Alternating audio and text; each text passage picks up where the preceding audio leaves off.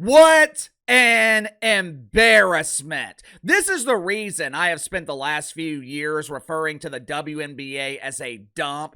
This is the reason I don't feel bad when I refer to the WNBA as a toxic turd.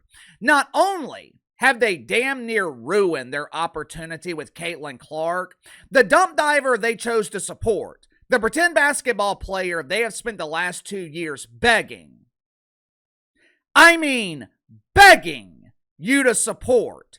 They desperately want her to be accepted. They are desperate to make her a star.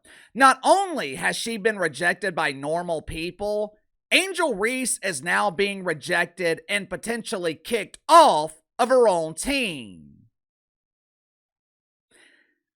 I don't care how great you are. I don't care how talented you are. If you're constantly causing problems, if you can't get along with your colleagues, there always comes a point when the bullshit outweighs the talent. Organizations will only tolerate so much. Everyone has a breaking point. I remember years ago at my old job, there was a salesman in the office who was constantly causing problems. He was an incredibly hard worker. Every morning at 5 a.m., his ass was on the road. Monday was always his day in the office. He lived 90 minutes away from the office, and he would beat everyone else to work on Monday morning. On paper, his numbers were great. He took a territory that was averaging around $100,000 a year in sales. Within 12 months, he turned it into $1 million territory, but he couldn't get along with everyone else in the office. He was constantly causing problems, arguments with the warehouse, arguments with me. He was constantly calling the corporate office, whining about people in the local office. 3 years into his tenure with the company, everyone finally had enough. I'm sitting at my desk one Friday morning and my phone rings. I notice that the salesman is calling me from his personal cell phone instead of his company phone. He was calling to tell me that he had just received a call from his boss at corporate and they were letting him go. They didn't give him a reason. I think they used the typical excuse of, we're having budget cuts. The owner just bought a new tricycle for his grandson and money's real tight right now. Whatever the reason, his ass was gone. The truth is, he had become more trouble than he was worth. Once he was fired, sales at the office declined by 30%. But it didn't matter. There was peace in the office for the first time in 3 years. Right now, the Chicago Bravado are facing a similar situation with Angel Reese. Of course, there is a huge difference between the blaming Barbie and the salesman at my old job. The salesman, he could get away with being intolerable for a little while because he was producing results. You can't be a pain in the ass. You can't ostracize your teammates while being a huge embarrassing failure. You can't be a problem when you can't win a damn game. I think the Chicago Bravado are realizing that Angel Reese is not worth the trouble. Because yesterday afternoon, the Bravado announced that they were suspending Angel Reese for the first half of tomorrow's game against the Las Vegas Anonymous Faces.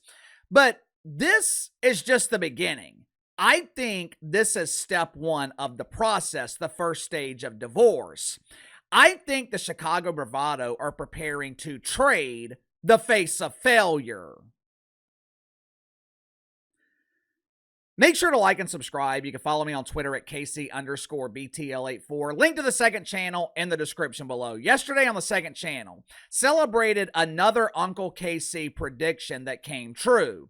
Thursday night, the dump announced that Caitlin Clark was out for the rest of the season. The Great White Hope would not be putting on her cape and elevating this toxic turd during the playoffs as WNBA teams begin their chase to win the WNBA Finals and secure off-season access to the Platinum Pooper.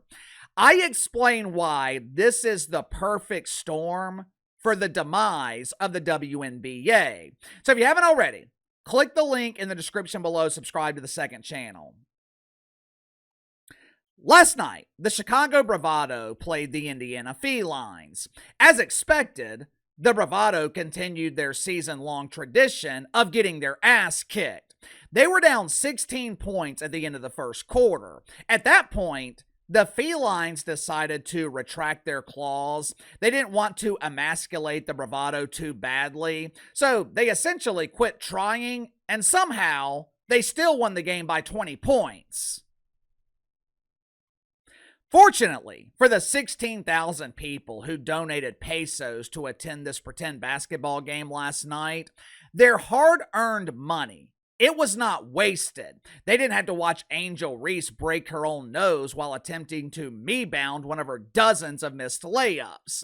The me-bound Barbie, she was not allowed to play last night. Hell, I don't even think she received an invitation to be in the locker room. Once again, the presence of Angel Reese, it was not requested or wanted. The diva of Dump Divas, Kat Engelbert, she did everyone a favor and suspended the face of failure for this game. The other night, Angel Reese received her 8th technical foul for acting like a petulant child. According to the woke commandments, which the WNBA worships and abides by, Angel Reese must be punished by being suspended for 1 game without pay, which means Angel Reese was starving last night because the WNBA withheld her Ethiopian breadcrumbs.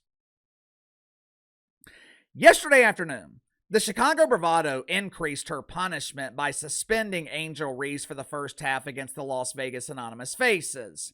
The Bravado released this statement. "We are deeply disturbed by comments Angel Reese made about our third-class organization. The insufferable Barbie insinuated that she no longer wanted to be here. Ironically enough, the feeling is mutual. Angel Reese can't sell tickets. Angel Reese can't generate profit. She is a constant embarrassment, and her teammates can't stand to be around her. We want Angel Reese out of here immediately." Obviously, the Chicago Bravado were a bit more diplomatic in their approach, but it is becoming abundantly clear the Bravado want out of the unprofitable Angel Reese business. On paper, this doesn't make sense. For someone like Mina Kimes, who is obsessed with stats, you never trade someone like Angel Reese. The double-double Barbie is the most efficient player on my fantasy team. Angel Reese is great.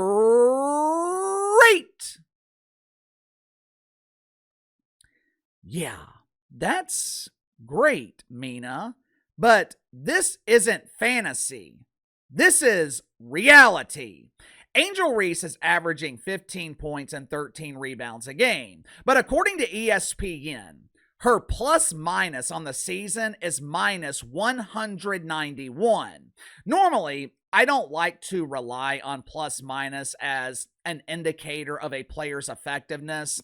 For those that don't know, plus minus represents how your team is performing when you're on the court. In the case of Angel Reese, the Chicago Bravado had been outscored by 191 points when her toxic attitude is on the floor. Normally, I think plus minus is a flawed metric, but in this case, the number is accurate. Hell, you don't even have to look at plus minus to know that Angel Reese is ineffective. Just look at her record. Over the last 2 years, the Chicago Bravado have been a flaming ass fire. They're one of the worst teams in the league. Combine that with the constant problems, combine that with Angel Reese blaming her teammates for her own huge embarrassing failure, and you've got the perfect recipe for divorce. Think about it.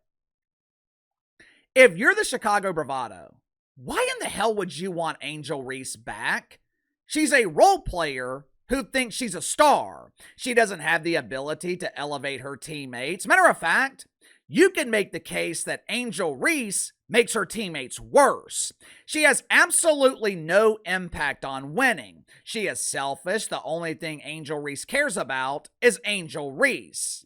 To be honest with you, I was actually surprised that she returned from her back injury. She missed most of last month dealing with a supposed back injury. There were rumors that Angel Reese had quit on her own team. But the conspiracy part of me is wondering if Angel Reese returned to audition for another team. The blaming Barbie. She can claim all she wants that she was taken out of context. She can blame the media and claim her comments were being misconstrued, but it's kind of hard to misconstrue comments like, I have to look out for myself. I might have to take my career in a different direction. Those are not comments. Those are threats. And it's the reason that she was suspended by her own team. Well, Casey, that's not true. The Bravado suspended Angel Reese because she disrespected her teammates. Yeah, that was definitely part of it. But I promise you, the organization was more pissed off that she disrespected them. If I'm the Chicago Bravado, I am getting rid of this disease as soon as possible. I don't care if we lose every game next season. Hell, you're already losing every game. My Saints were in a similar situation the last couple of years with Derek Carr. Like Angel Reese, Donnie Carr looks great on paper. Pretend NFL analysts and fantasy dorks, they love Donnie Carr. Donnie got me 2,000 points this week in my game against Peter Fuckknuckles. On paper, Donnie Carr was a top 15 quarterback. Sometimes he was top 10. But when you look at the only stat that matters, wins and losses, you'll instantly notice that Derek Carr was a huge embarrassing failure. 3 winning seasons in 11 years, 1 playoff appearance, a career record of 77 and 92. To make matters worse, Derek Carr was a constant problem. He never took responsibility for his own failure, blamed his teammates. He was a distraction. He was always involved in a controversy, never had a true impact on winning. Is this starting to sound familiar? I don't know about you guys, but to me, it sounds eerily similar to Angel Reese. If I'm the Chicago Bravado, I don't care if I get nothing in return. I don't care if I lose every game. I don't care if the arena is empty. It's already empty. If I'm the Bravado, I am doing everything I can to get this disease out of my organization. And I think that's exactly what the Chicago Bravado were doing. Sound off in the comments below. I'll see you guys later.